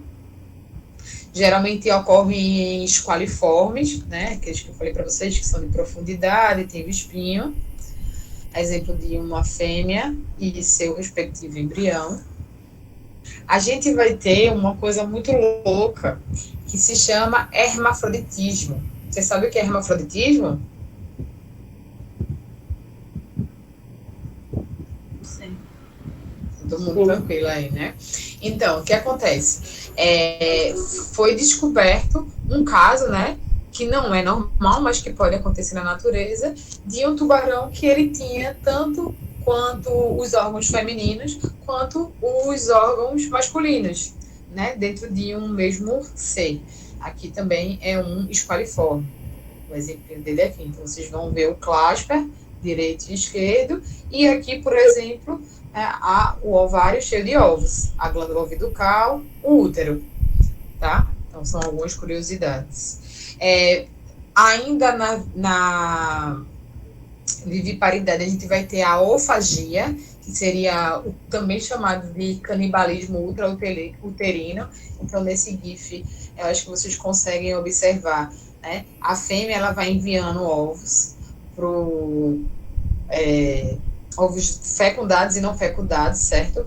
Para alimentar esses embriões. Aqueles que se desenvolveram primeiro acabam se alimentando, né, dos filhotes. E aí, normalmente, só nasce um em cada útero, só nasce um embrião por útero. Então, aqui, ó, a gente consegue perceber, basicamente, né, o tamanho que vai crescendo, vai se desenvolvendo, e esse animal, ele nasce com cerca de 30 centímetros, né, já é relativamente bem grandinho. E eles são uma cópia fiel de um adulto, né, o que eles modificam normalmente é a questão da dentição, que vai ficando mais rígida, da alimentação, que pode modificar, certo? Que já ele nascendo. Então, os exemplos de ofagia, ó, nesses animais que são alfágicos, olha essa imagem, uma micrografia do dente completamente formado, minha gente. Isso é de um embrião, ainda nem nasceu. E aqui vocês veem embriões de vários tamanhos, né, mas já se alimentando dos ovos que foi enviado pela mãe, né. Então, quanto maior, aqui já é um outro estágio, mas é a mesma espécie, o Carcharia taurus, né, que é o tubarão mangona, que tem maior cara de dar medo, mas só por causa dos dentinhos dele lá de fora. Alguém falou dos dentinhos, né, quando eu perguntei sobre o tubarão, dente, geralmente eles são lembrados pelos esses dentes, mas eles não causam dano algum ao ser humano, né. Outro exemplo de ofagia, geralmente são os laminiformes, que é do mesmo grupo, né, do maco, do tubarão branco. Nesse exemplo aqui, esse animal parece muito o tubarão-lixa, ele também, ele consegue sair, ele consegue se transportar de um útero para outro, justamente fazendo essa caça, né, então isso foi descrito desde 95, por Testima e colaboradores, tá, e aí mais recentemente isso pode ser observado com o uso de uma máquina de... esqueci o nome, professora me ajuda, ultrassonografia. A gente também vai ter a estrotrofia limitada, né, que é a parte de reprodução, onde esse animal, ele, dentro do próprio saco, né, dentro da sua própria placenta, vai ter uma secreção uterina, que ele se alimenta a partir dessa.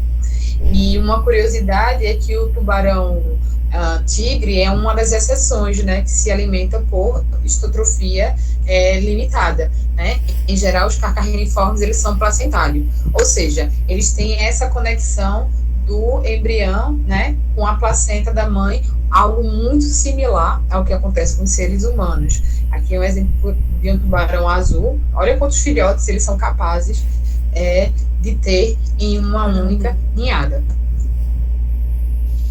Então, na viviparidade placentária, tem sido comum encontrar algumas anomalias, né? Eu falei de hermafroditismo, e aqui a gente vai ver os animais que acontecem embriões de 2 cabeças, né? Por um tempo parecia que isso era coisa de outro mundo, né? Só que a gente consegue ver que temos trabalhos relativamente recentes, 2011, 2017, 2019, em locais diferentes, né? Então, aqui a gente vai ter no leste do Atlântico, oeste do Atlântico, no Oceano Pacífico, que acontece essa anomalia em animais vivíparos placentários. E aí eu trago para vocês, o que vocês acham? Por que isso está acontecendo? Vocês acham que simplesmente esses animais estão se modificando e virando novos seres de 2 cabeças? O que é que vocês acham? Talvez 2 embriões. Obra do acaso? Eu entendi o acaso de alguém. Os embriões fundindo. Eu acho que tem vários fatores, que pode ser obra do acaso, sim, né? A gente acontece isso com os seres humanos também. Só que o que me chama a atenção, e aí eu deixo a pergunta no ar para vocês, né? O fato disso estar se tornando algo tão repetitivo, né? Quanto será que nós, seres humanos, estamos influenciando na reprodução desses animais que estão aqui há tantos anos? Porque costumava-se ter relatos muito distintos, muito raros, mas aqui que eu trouxe para vocês foram coisas muito recentes, né? E basicamente espalhada pelo mundo todo. Então, assim, como é que a nossa atitude está interferindo, né, no modo de vida desses animais? Será que não são os produtos que nós usamos, detergentes, petrolatos, sabe? E, assim, esses trabalhos não trazem essa resposta. Mas aí eu deixo para vocês esse pensamento no ar, tá? Trazendo ainda mais algumas curiosidades, né? Eu falei um pouquinho para vocês sobre a cópula desses animais, que eles precisavam estar juntos, né? Então, um macho, uma fêmea, o macho ele precisava copular com a fêmea para que os embriões, que o óvulo, né, ele fosse fecundado a partir do esperma. Tcharam! Temos aqui um exemplo de uma reprodução assexuada, ou seja, essa fêmea, né, de tubarão-martelo, ela deu cria no tanque onde só tinha tubarões adultos, e todos eram fêmeas.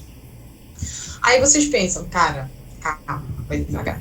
Você falou da glândula oviducal, que era capaz de armazenar espermatozoide. Falei, e realmente é capaz.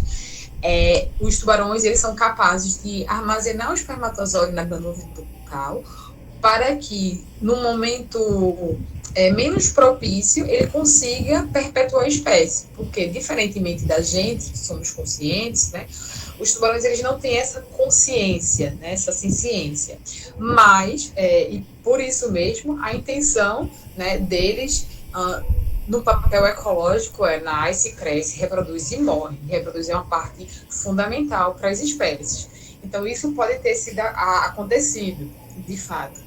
Né? Foi um fato de 2001, relativamente antigo, né?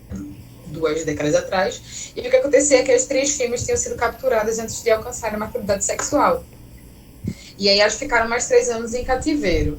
Seria difícil de acontecer dessa reserva de espermatozoide na glândula oviducal, porque elas ainda eram imaturas. Mas era possível, já que elas estavam soltas no meio ambiente. Aí vem o universo e fala, temos mais. Essa aqui, né, a Leone, é uma fêmea de tubarão zebra. E aí o que aconteceu? Ela, depois de ter cruzado com um macho, pariu 3 filhotes. um pouquinho relativamente mais recente, né, 10 anos atrás. E aí, depois de ser separada do seu companheiro, ela voltou a ter filhote de novo. E falou, claro, básico, simples, armazenou na glândula oviducal também. Só que quando os cientistas pegaram esses filhotes para fazer o teste de DNA, eles observaram que os filhotes, né, os filhotes já que já tinham nascido, eles tinham o DNA apenas da mãe. Ou seja, ela não tinha, ela não utilizou-se, né, da reprodução sexuada para fazer essa ninhada, exatamente. Né? Então, o mundo dos tubarões, eles são extremamente diversos. Né? Tem muita coisa ainda para a gente aprender. Eu trouxe para vocês aqui um pouquinho da diversidade, um pouquinho da reprodução, um pouquinho da alimentação. Gostaria de um dia poder falar bem muito. Adoro falar sobre tubarão, acaba me divertindo. Mas, enfim, acho que a gente já está bem adiantado da hora. Acho que faz mais ou menos 1 hora que eu estou aqui falando para vocês já devem estar cansados. E só para finalizar, eu trouxe para mostrar, de fato, algumas espécies que ocorrem aqui no litoral de Pernambuco. Sei que a gente tem uma fama que não é das melhores, então a gente vai ter algumas espécies da família Carcarrinidae, que é aquela que eu falei, tem bem formatinho de tubarão, né? A gente vai ter também algumas espécies da família Sphyrnidae, né? Que são os tubarões martelos, que são presentes aqui, da família Giglomostomidae, que seria o tubarão lixa, extremamente comum aqui, e até o tubarão-baleia já apareceu aqui, minha gente, eu não estava aqui, mas enfim, perdi essa oportunidade, né? E também da família Squalide, que são aqueles animais de profundidade. Então, vocês verem, eu passei rapidinho os slides, mas uma grande diversidade de animais que são registrados aqui para a costa de Pernambuco. Só que quando eu pergunto, né, Recife, né, ou se eu perguntar para vocês, gente, quando eu falo de Recife, vocês lembram de quê? Carnaval? Carnaval tá aqui, ó, na época de carnaval. Boa viagem. Normalmente o que as pessoas me respondem é isso. Tubarão. Tá? E aquele sonzinho que a gente costuma pensar, né? Quando ouve a palavra tubarão, né? Do filme que eu falei no começo, realmente foi uma música criada excepcionalmente com a batida do coração de uma pessoa quando vê um tubarão. Né? Então, acho que Spielberg fez um excelente trabalho com o filme, eu adoro o filme, mas enfim, no contraponto, acabou que amedrontou nas pessoas. Eu adorei quando eu perguntei para vocês sobre tubarão e me falaram dentes, Semana do Tubarão, filme, a música, e ninguém falou sobre ataque. Porque sempre quando eu falo de Recife, as pessoas falam, tem ataque de tubarão. E acontece às vezes, é raro, mas acontece muito. E aí Recife, por vezes, é conhecido como a Praia do Medo, né? Essa matéria da National Geographic, que é estampada com galha preta, que é uma espécie que, inclusive, né, não foi confirmada em nenhum dos incidentes, mas aí tá Praia do Medo. Praia do Medo, por quê? A gente já teve, de fato, vários incidentes, se comparados com a costa de outros estados. Então, a gente tinha, a princípio, 3 suspeitos, que seria o tubarão-tigre, o cabeça-chata e o galha preta. Até agora, a gente só confirmou o tigre e o cabeça-chata. O galha preta, apesar de estampar aquela linda matéria da National Geographic, ele não teve sua ação confirmada. Mas imagina vocês que o tubarão ele pode causar um dano ao ser humano. De fato, eu concordo. Mas imagina vocês como seria um oceano sem um tubarão, né? Então, os tubarões eles estão extremamente capturados pela pesca ou então pela destruição dos habitats. Então, o tubarão, ele está lá compondo a cadeia alimentar, né? Quando a gente tira esses animais do ambiente, a gente acaba destruindo essa cadeia. Cerca de 90% das populações de tubarões eles estão sendo capturados pela pesca, né? Então, com isso, outras espécies que eram mesopredadores acabam se tornando predadores de topo. E isso vai adoecendo o meio ambiente. Eu vou deixar vocês assistirem um pouquinho o vídeo. Então, com esse desequilíbrio, né, vai não só empobrecendo o meio ambiente, mas também diminuindo a oferta de pescado, né, causando danos maiores, não só para o ambiente subaquático, mas também alcançando as cidades costeiras, né? Aqui em Recife, apesar da gente ser conhecida como a Praia do Medo, por causa de Boa Viagem, dos incidentes com tubarões, a gente também é conhecida como a capital dos naufrágios, né? Então, onde as pessoas vêm de vários lugares para cá para poder mergulhar justamente num ambiente onde a água é clara, límpida, né?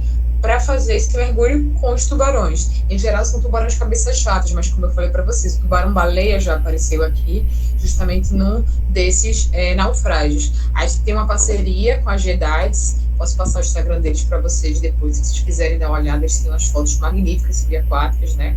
E aí realiza tanto trabalho de mergulho de lazer, como também em parceria com pesquisas, né? Tanto lá da Universidade Federal Rural, como da Universidade de Pernambuco.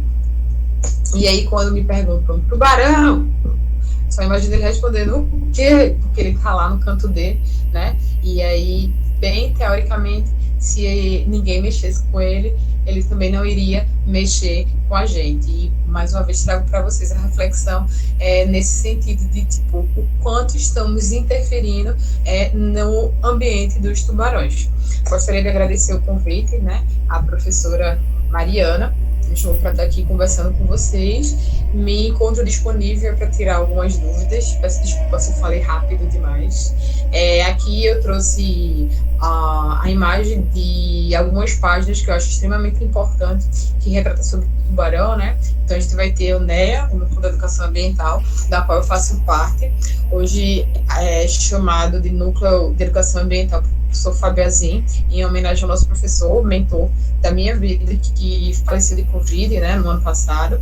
Aqui a Ictio Mulheres, né, então a Ictio Mulheres vem trazendo, já pelo segundo ano consecutivo, a Elas Mulheres, que é uma conferência online, né, onde busca trazer visibilidade para os trabalhos das mulheres que trabalham com elasmo brancos, tá? Então, vocês podem dar uma olhada na página das meninas também.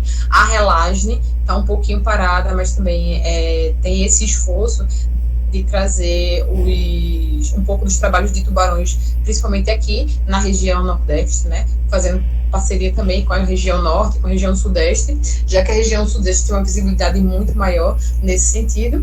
E aí tem essas duas páginas da Ketrina e do Anju Sabu, que são aqueles desenhos que vocês viram durante todos os slides, né? Que eu saí trazendo, que eu gosto muito, eu acho que é uma forma muito bacana de apresentar. Gostaria de agradecer a presença de todos vocês aqui também.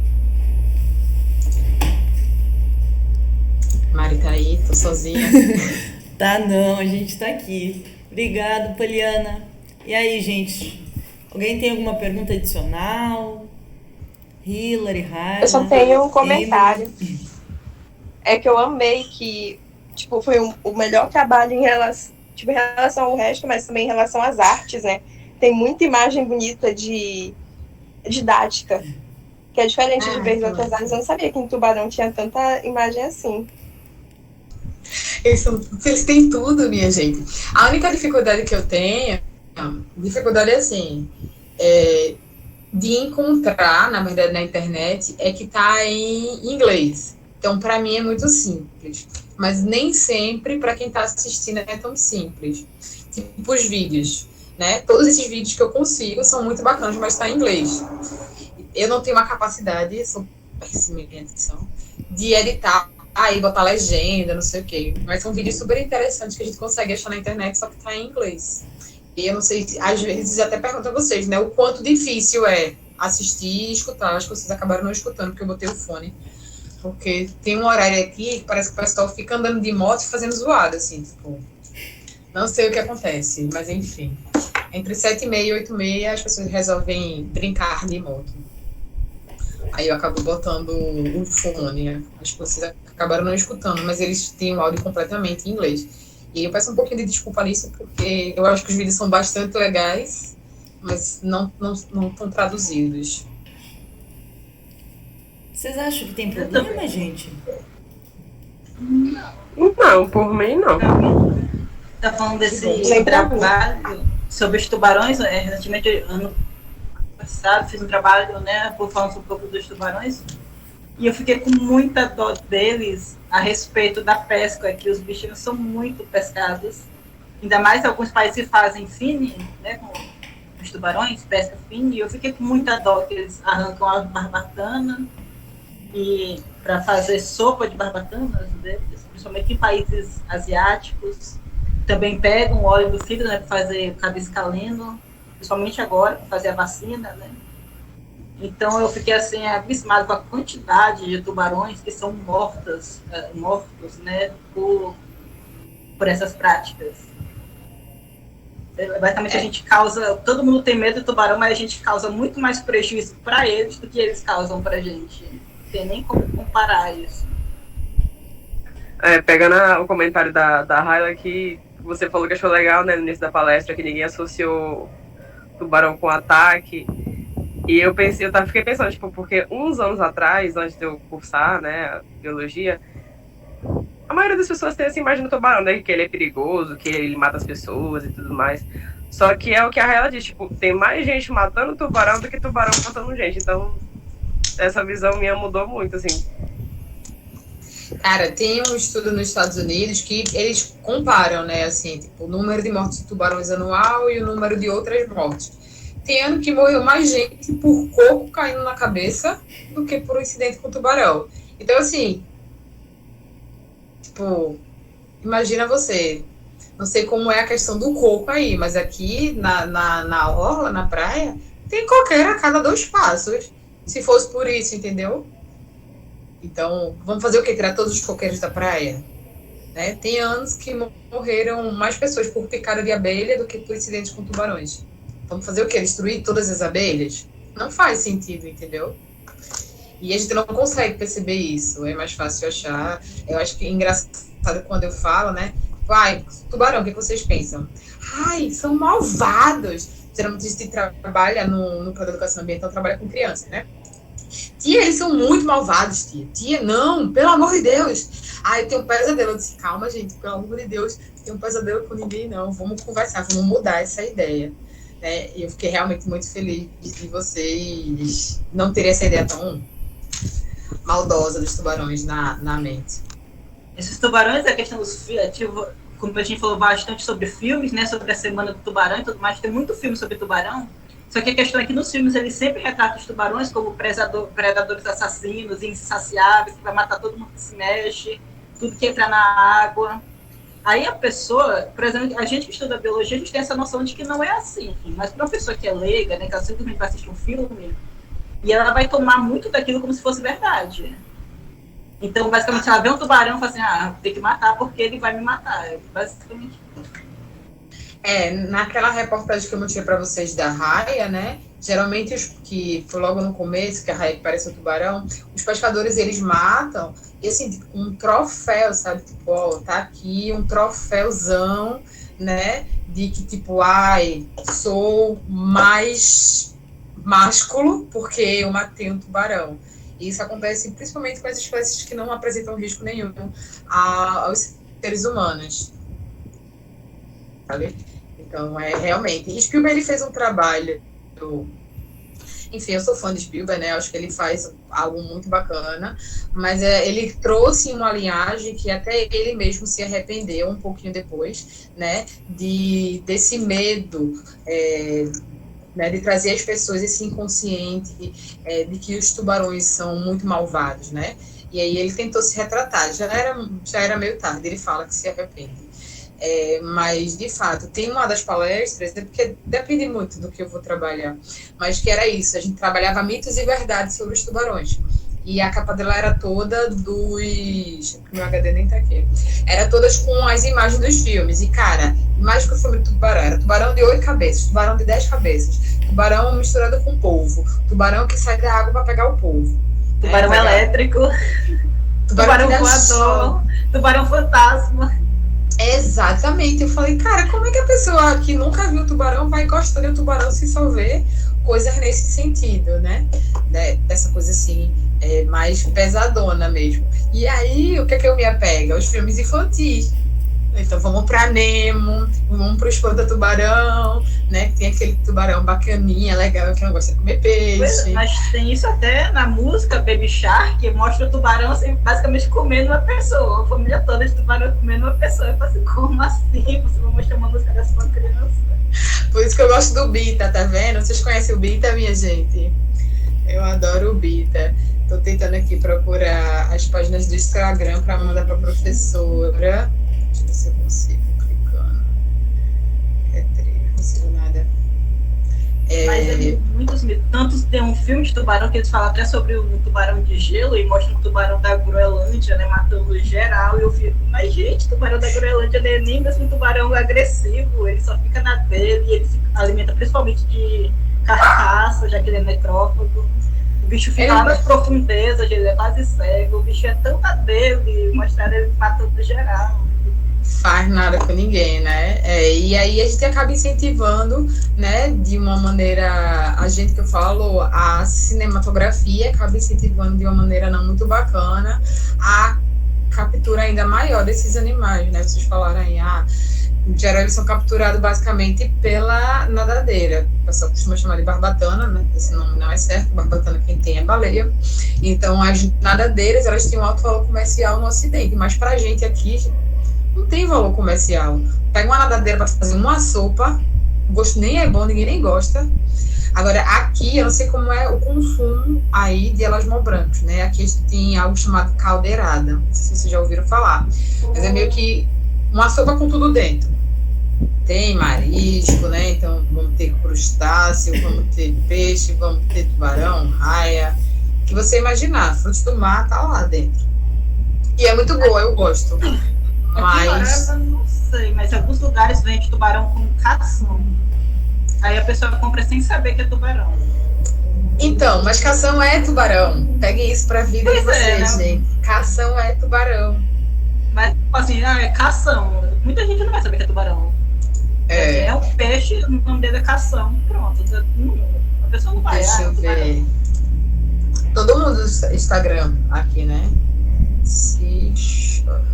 Assim.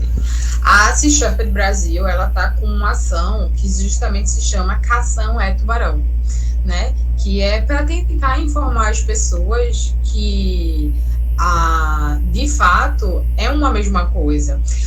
Tem um livro de etologia, assim, um pouquinho mais antigo, que fala sobre, tipo, cação é o que a gente come, tubarão é o que come a gente. Relatando um pouquinho em relação ao tamanho, né? Então, se ele é pequeno, é cação. E se ele é grande, é tubarão. É algo bem complicado, porque quando a gente vai no mercado não tem lá escrito tubarão, mas também é uma questão de marketing, sabe? Eu acho que as pessoas se chocariam muito mais se tivesse lá tubarão. E aí, quando vê cação, pensa, é um peixe. Aí, isso também é um grande problema. Por quê? Porque eu mostrei para vocês uma diversidade, né? E aí eu chamo tudo de cação. Então, como é que eu vou poder fazer uma gestão pesqueira, né?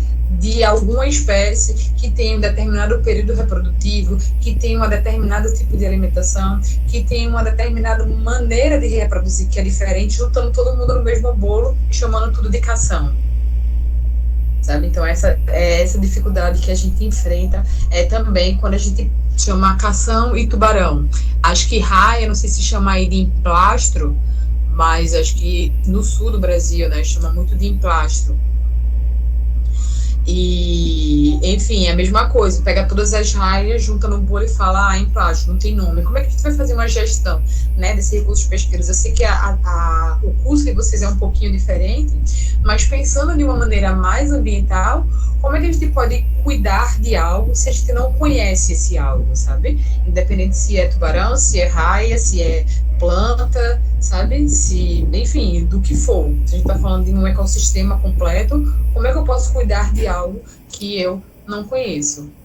Estou procurando aqui uma reportagem de Cação não é Tubarão da Sea Shepherd, que é bem bacana, né? Que eles fizeram uma campanha bem pesada, porque em São Paulo eles estavam querendo comprar carne de cação para colocar na merenda da escola.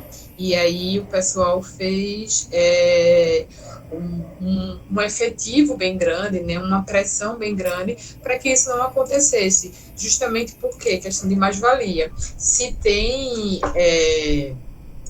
quem compre, sempre vai ter alguém capturando.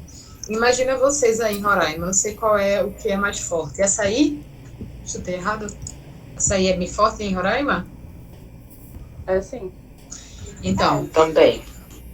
imagina, aí a pessoa vai lá e planta um pé de açaí, faz tudo investimento, pega, sei lá, 20 hectares, planta açaí, tira todo o trabalho, processo, né, de fazer a coleta, de fazer o processamento, e aí ninguém compra. Vocês acham que depois de um tempo, quantas pessoas vão continuar plantando açaí? Já que não tem quem compre? Ninguém, né? Então, funciona do mesmo jeito com os tubarões. Se as pessoas param de adquirir esse produto no mercado, muito provavelmente a tendência é que a pesca ela comece a reduzir, porque não está dando lucro, entendeu? A gente também tem que ter a consciência de cada um, a consciência ambiental de cada um, para fazer essa redução, né, de consumo mesmo. Como eu falei, eu adoro caldeirada, eu adoro, assim, de olho fechado, mas eu não como mais na rua.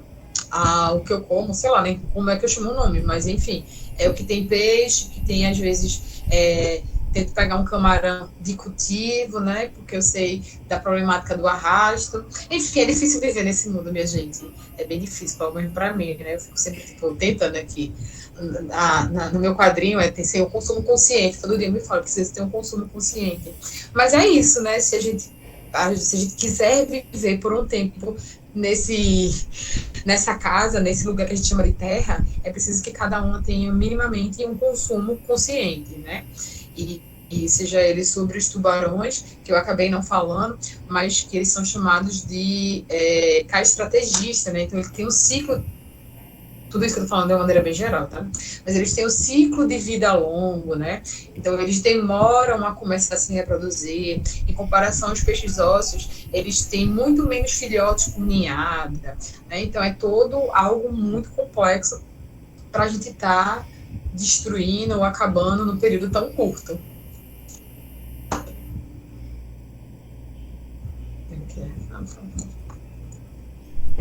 Eu vi isso também de tubarão, demora bastante tempo para se reproduzir, tá vendo o tubarão da Groenlândia, tinha 400 anos, certo? Mas ele começava a se reproduzir aproximadamente a partir dos 100 anos de idade. Exatamente, né? A gente tem essa diferença bem grande. A gente tem alguns animais que começam a se reproduzir com 5 anos e tem o da Groenlândia que começa a se reproduzir com 100 anos. Então, imagina, né? Falando de diversidade, falando de conservação mesmo. É preciso a gente conhecer cada grupinho para tentar fazer o manejo, né, o planejamento de captura daquele animal. Gente, assim, não sou contra pescador, não tenho problema nenhum com pescador. Acho que eles dão um retorno muito grande para a sociedade, né? Tem vários lugares que a principal fonte de proteína é o pescado. Eu só acho que precisa ser de forma consciente, tá?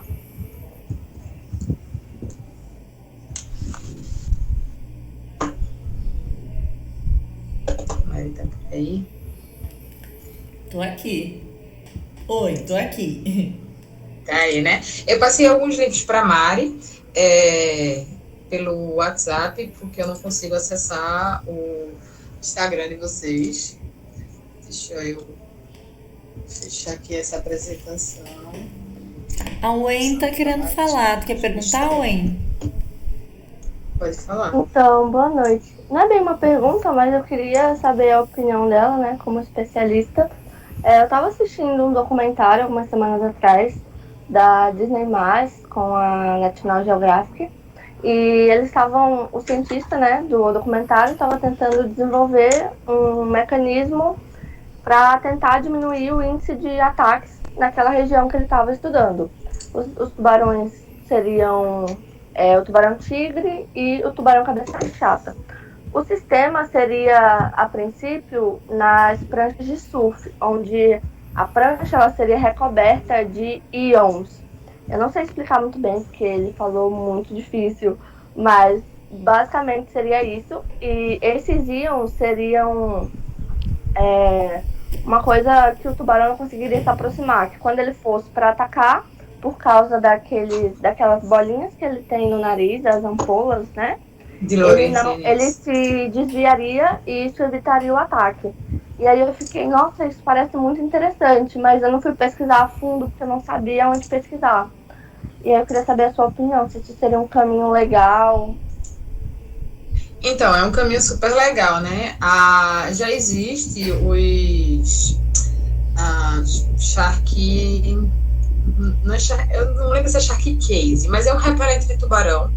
Só que é isso, vocês lembram do vídeo do tubarão martelo, né? Que ele sai literalmente caçando a raia tá lá só o olhinho escondidinho e ele sai caçando a raia e ele consegue achar pelo eletromagnetismo. Tem alguns trabalhos, né? A maioria desenvolvidos pelos Estados Unidos, que fazem essa análise do eletromagnetismo. Por quê? Existe uma carga elétrica que pode atrair ou pode repelir esse animal. Então, nesse caso, é bastante interessante porque ele está fazendo diretamente para espécies potencialmente agressivas, né? São mais de 500 espécies de tubarões. Basicamente, 10 são potencialmente agressivas, ou seja, é muito pouco, sabe, em relação ao total. E aí, isso é importante de fazer com essas espécies, porque você vai usar algo que você sabe que vai direto para a espécie. Diferente quando você compra algo mais geral. Esse mais geral, ele pode tanto atrair uma determinada espécie, né, como repelir. Então, você não tem uma vibração, né, um magnetismo padrão para todas as espécies. Eles são bastante diferentes. Esse que você falou, focando no tubarão-tigre e no cabeça-chata, que são os principais depois do branco, né, causador de incidentes com seres humanos, é super interessante isso, e super aplicável, não sei em relação ao valor, né, essa que a gente tem, que já existe no mercado, ela é tipo uma pulseira que bota na perna, entendeu? Então, como o surfista fica dentro d'água, né, com a perna dentro d'água, isso acaba afastando. Só que geralmente são protótipos, né, eles são feitos, tem alguns que já vendem no mercado, mas a testagem, efetivamente, ela é feita num campo muito curto, ou então num lugar muito, não é climatizado, mas homeostático, sabe? Tipo, no laboratório. Então, quando sai para campo, existem várias interferências, sabe? E aí, às vezes, é difícil. Para mim, é um risco. Eu não queria ser a pessoa que ia estar testando se aquilo vai servir ou não. Eu queria comprar algo que repelisse tubarão, mas que já fosse certo. Entendeu? Então, é um processo. Mas é bem melhor do que usar rede ou qualquer outra coisa. Entendi, obrigada. Nada. Bom, como já são 8 horas, aí no Recife já são 9, eu queria te agradecer, Poliana. A palestra foi ótima, eu acho que o pessoal gostou bastante. E é isso. Coisa boa. Pronto, Mari, eu te enviei alguns links aí, né? Coloquei aqui o livro que eu falei para vocês. Acho que eu tô compartilhando ainda, né? Isso, tá compartilhando. Lógico, Mal Brancos Marinhos, do Nordeste do Brasil. Ele foi feito em parceria com várias pesquisadoras, né? E orientada pelo professor Fábio Azim. Então, a gente uniu tudo que há de melhor em cada uma dessas aqui, né? Para trazer para vocês de uma maneira muito fácil de ler. É um livro que foi lançado ano passado, tá? E aí ele dá um geralzão, como eu falei, o foco era o Nordeste do Brasil, por causa do tema do livro, mas é um livro, quando vocês quiserem saber de oceanografia, é um livro super interessante, tem umas imagens bem bacanas, né? Tem as referências aqui, tem em relação ao status de vulnerabilidade das espécies, né? Das que geralmente ocorrem aqui. Eu sei que para vocês é um universo um pouquinho diferente, mas quando tiverem curiosidade de ler, né? Podem ficar à vontade. É bem gostosinho, assim, não é porque eu participei não, mas é algo bem gostosinho para vocês virem para esse universo que eu sou extremamente apaixonada. Passei para a professora também as páginas do Instagram, se vocês puderem dar uma olhada lá, curtir, seguir. No começo da aula eu falei eu mandei de um post sobre a conexão de tubarões e conexão, já que nosso encontro na semana passada não foi possível, né? Porque a conexão de vocês não estava ruim. Graças a Deus não foram os tubarões os culpados dessa vez. Mas eles podem vir a ser culpados, ou já vieram a ser culpados em algum momento, tá? Então, acho que Mari tá aí, meu e-mail ficou lá, mas posso passar para Mari também meu e-mail, se vocês quiserem conversar, enfim. E aí, vou fazer propaganda da página do NEA, né? Afinal de contas, as meninas fazem um trabalho incrível e eu dou o suporte, né? Às vezes, quando a gente chega num determinado nível, a gente já não consegue mais trabalhar efetivamente como gostaria. Mas é essa daqui, o Núcleo da Educação Ambiental. A gente tem uma história incrível, né? E aí, com a pandemia, a gente acabou trabalhando muito mais efetivamente no Instagram. Então, se vocês puderem seguir a página, dar uma olhada, dar uma curtida, assim, tem várias coisas que eu adoro ler, adoro, sabe, ficar vendo as curiosidades, mesmo fazendo parte, né? Tem coisa que as meninas criam, geralmente são alunos da graduação que participa, né, do Núcleo da Educação Ambiental, e aí o pessoal da pós-graduação faz mais só o suporte de orientação mesmo, tá? Então tá aqui para vocês. Nossa, legal. Eu E vou é dar isso. uma olhada, parece muito lindo. Pelo menos o design é legal. Então, a gente até vai estar com o edital aberto, mas eu acho que não vai se aplicar dessa vez a vocês, porque vai ser híbrido. Mas as meninas estavam fazendo seleção que era só online, né, para outras pessoas poderem participar, assim, também. Aí tem uma menina, acho que ela tá na Colômbia até. Eu acho que esse Legal. edital de agora não vai ser bem assim, mas tá aqui. Para vocês, tá, gente? Enfim, é isso, são 9h06 aqui. Vou parar para jantar ainda, que eu fiquei bem corrida hoje. Estava na universidade resolvendo algumas coisas. Foi um prazer.